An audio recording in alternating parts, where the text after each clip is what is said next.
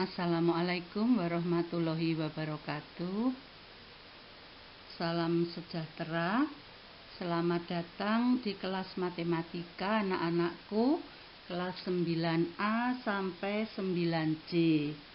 Semoga pagi ini kalian sehat semua.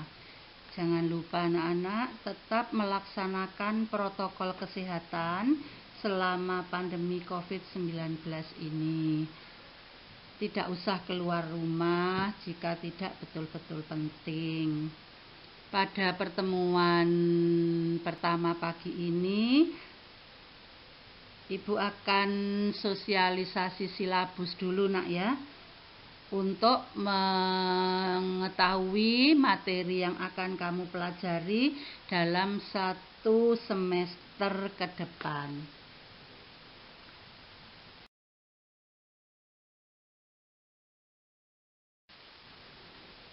Jumlah kompetensi dasar pengetahuan yang kamu pelajari dalam 1 semester itu ada 5 KD, dan KD keterampilan juga 5 KD.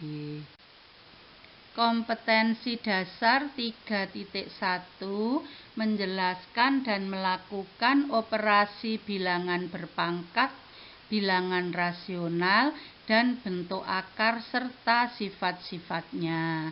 Jika di kelas sebelumnya kamu belajar tentang bilangan berpangkat positif, maka di kelas 9 ini diperluas materinya, tidak hanya berpangkat positif, tapi bilangan berpangkat negatif, bilangan berpangkat 0, dan bilangan berpangkat pecahan, dan bentuk akar serta sifat-sifatnya.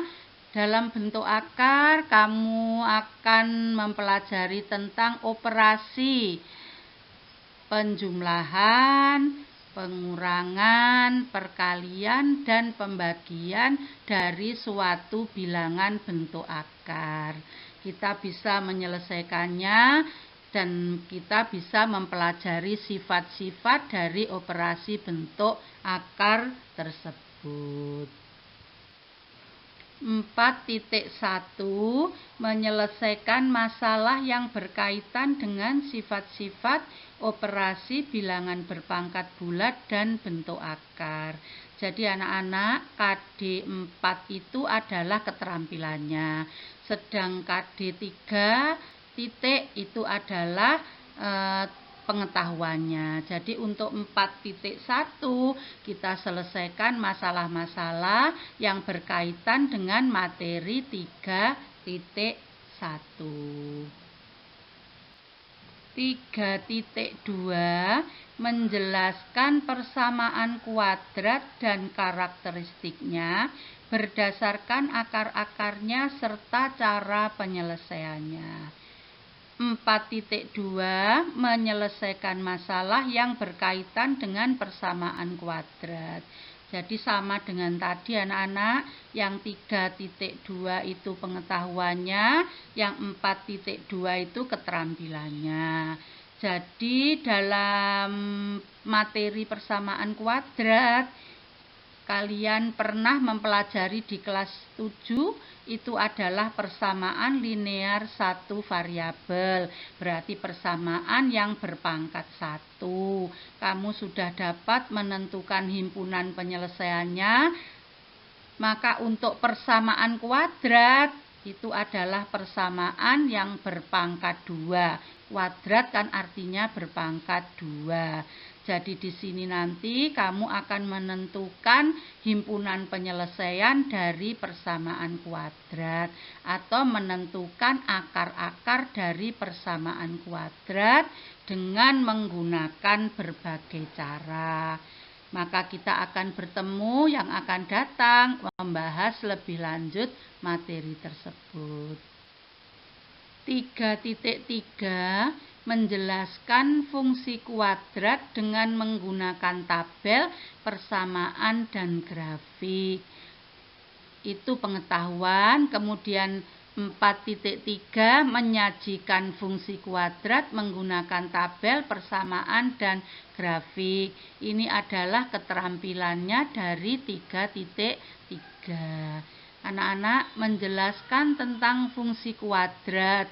Berarti kita nanti akan menggambar grafik fungsi kuadrat dengan menggunakan tabel, dengan persamaan, dan dengan menggunakan grafik.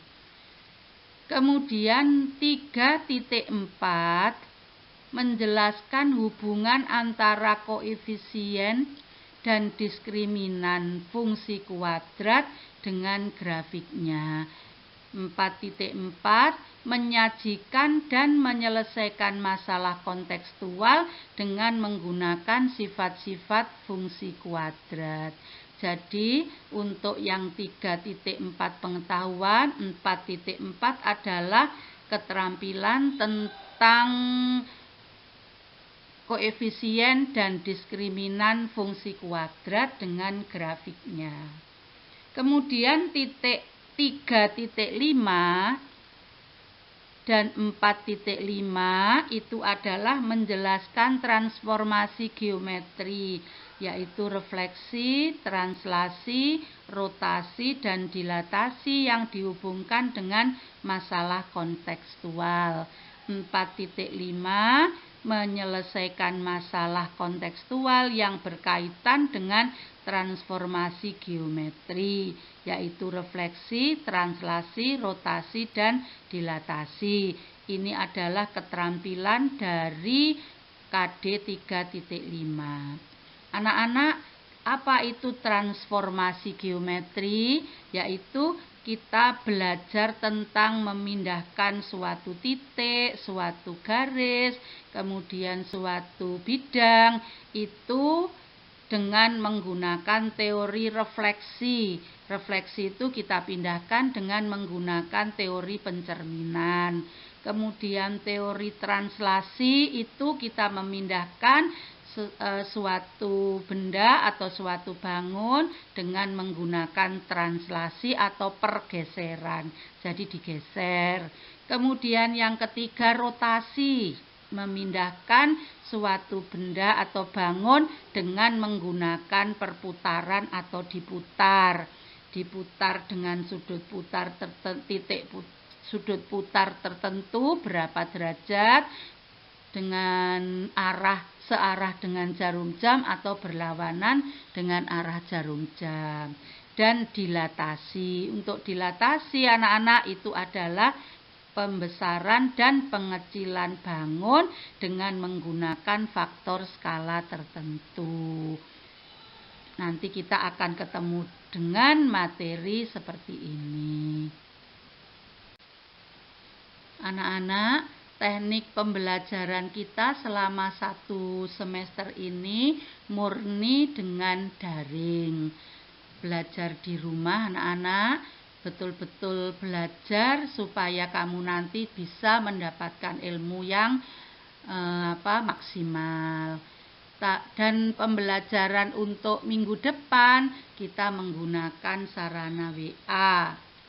Yang hari ini kita menggunakan WA, kemudian Sabtu kita menggunakan WA, dan minggu depan kita juga masih menggunakan WA.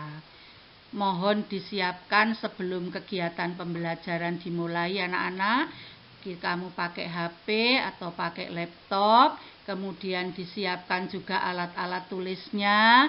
Kalau mau menyiapkan minum, kemudian mungkin segala sesuatunya disiapkan sehingga kamu tidak kemana-mana, sehingga nanti tidak bisa fokus dalam pembelajarannya. Diusahakan selama waktu pembelajaran berada di depan HP-nya atau laptopnya masing-masing. Tidak ditinggal anak-anak ya, supaya kamu bisa secara maksimal mengikuti pembelajaran daring. Untuk matematika 1 minggu ada 2 pertemuan. Masing-masing pertemuan itu 40 menit. Dengan jadwal hari Rabu jam kedua, hari Sabtu jam ke-1. Dan materi pembelajaran akan diberikan melalui WA Group 1 hari sebelum pembelajaran, supaya kalian mungkin bisa menyiapkan materi sebelumnya, mungkin membaca materinya, atau mungkin ditulis kembali dalam bentuk catatan di buku, atau kalau kamu di rumah punya printer, mungkin bisa kamu print jadi dikumpulkan dalam bentuk materi pembelajaran, sehingga dalam 1 semester kamu punya catatan, mungkin akan dipakai bekal untuk mungkin ada ujian nasional atau mungkin untuk ulangan akhir semester, kamu bisa punya catatan untuk belajar. Kemudian penjelasan materi pembelajarannya diberikan bisa dalam bentuk handout, bisa dalam bentuk video pembelajaran yang di-share di WA Group, atau bisa kamu ambil video pembelajaran dari internet. Kemudian setelah kamu membaca materinya, kamu diberi kesempatan untuk bertanya dengan cara kamu tulis di kertas, kemudian difoto atau diketik, dikirim ke WA Group pada saat pembelajaran.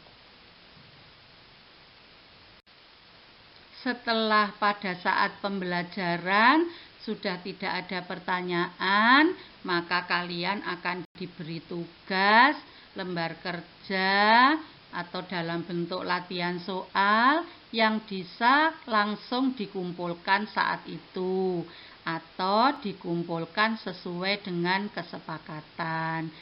Nanti Bu Endang dan Bu Ngatmina akan memberikan penjelasan kepada kalian lebih lanjut. Tugasnya dikumpulkan, misalnya saja dalam bentuk tulisan di lembar folio bergaris, lalu difoto, kemudian dikirimkan ke Bu Endang dan Bu Ngatmina, guru kelas kalian, atau mungkin bisa dalam bentuk yang lain, bisa diberikan penjelasan yang akan datang pada saat pembelajaran.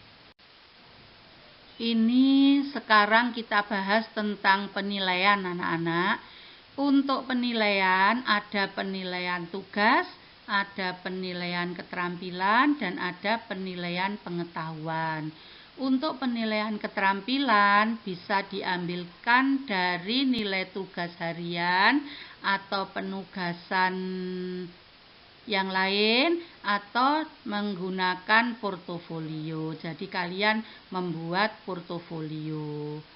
Untuk pengetahuan diambilkan dari ulangan harian yang dilakukan setiap 1 KD atau mungkin beberapa KD yang digabung sesuai dengan kesepakatan kita nanti.